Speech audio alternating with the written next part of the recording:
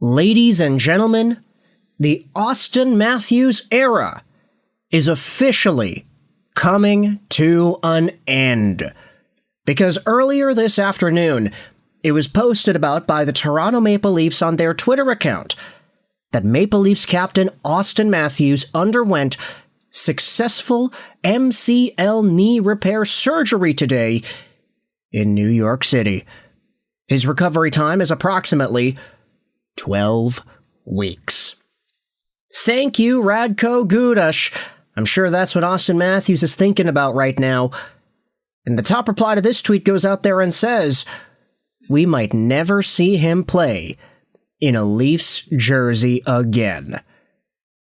Now, you might be wondering, wait a minute, that's just rage bait. That's not gonna happen. He's signing with the Coyotes. Oh yeah, like, Auston Matthews has a contract that goes on till 2028.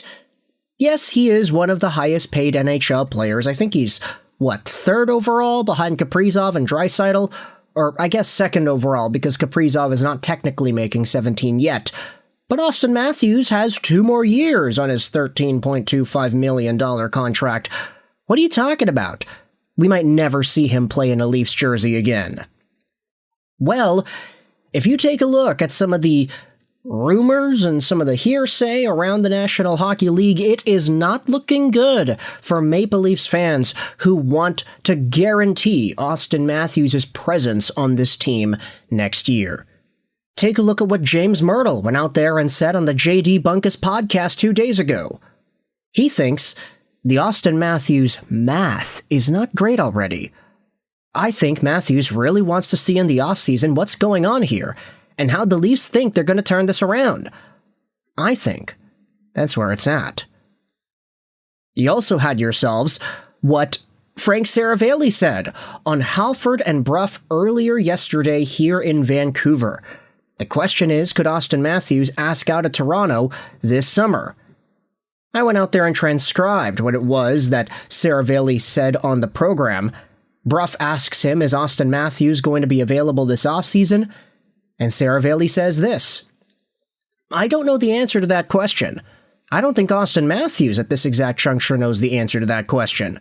But it really does feel like that hit was a flashpoint in so many different ways because of the lack of defense that he got from his teammates.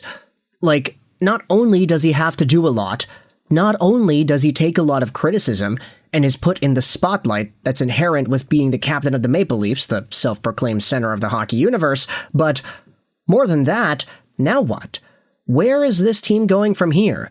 And how quickly can they possibly return to a place where they could be competitive again? And all these existential questions are getting asked at the same time, and I'm sure, as he's not playing and sitting back, nursing this knee injury going, what's all this for?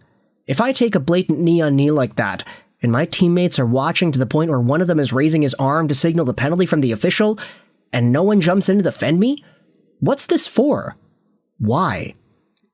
It's a hypothetical on my part, but if that were me, if I were in that situation, those were the questions that I'd be asking myself.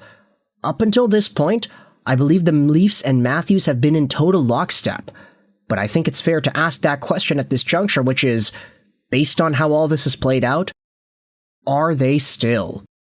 Now, Seravalli doesn't necessarily confirm or deny anything, but with Auston Matthews' surgery already having taken place, the fact that he is out for 12 weeks, of course, we know there are no longer 12 more weeks in the season, that's already going to be done. The Maple Leafs could be losing more games, they could be challenging for a top draft pick. There are going to be issues, especially with the fact that the team sucked this year post Mitch Marner. You have guys who don't seem to care.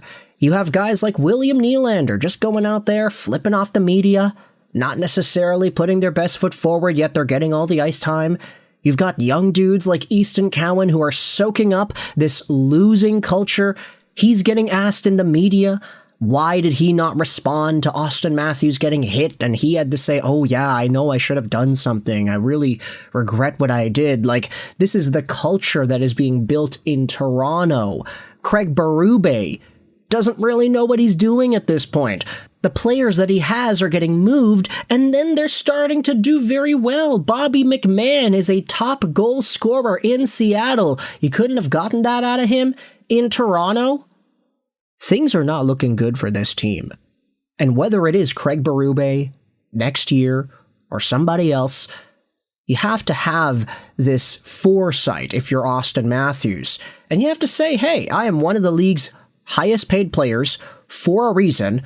I can score 60 goals a year. Maybe not lately because I don't have Mitch anymore, and also my wrist has been kind of wonky. But at the best of the best at the Olympics, he was over a point per game as the captain of the gold medal team.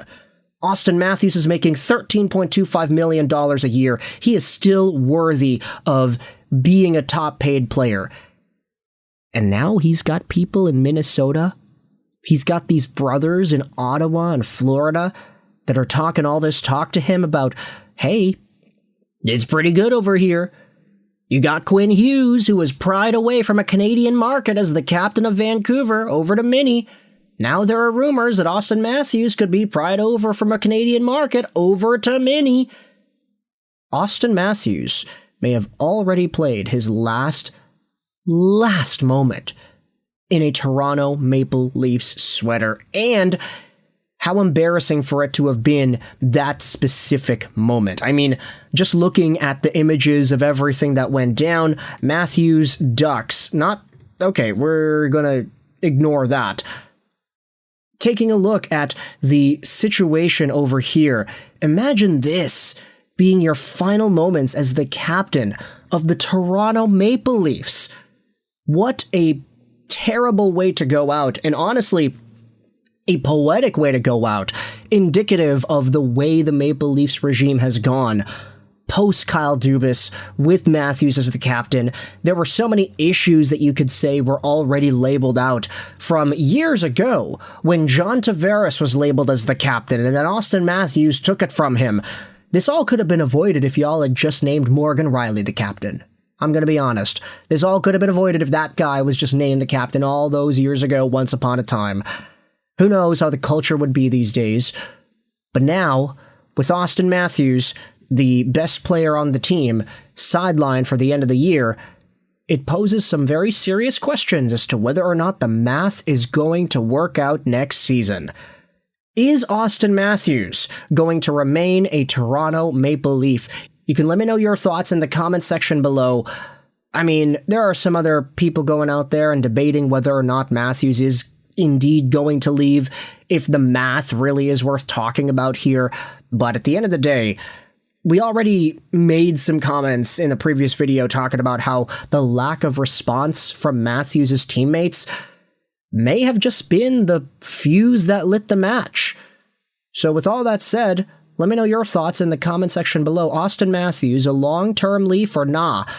Is he a Leaf at the start of this upcoming season, 26-27? Or is he playing in Minnesota with, 25% salary retained or whatever? It's only got 2 more years left. I'd say if the Leafs want to go down a rebuilding path, they probably could retain salary on the deal, right?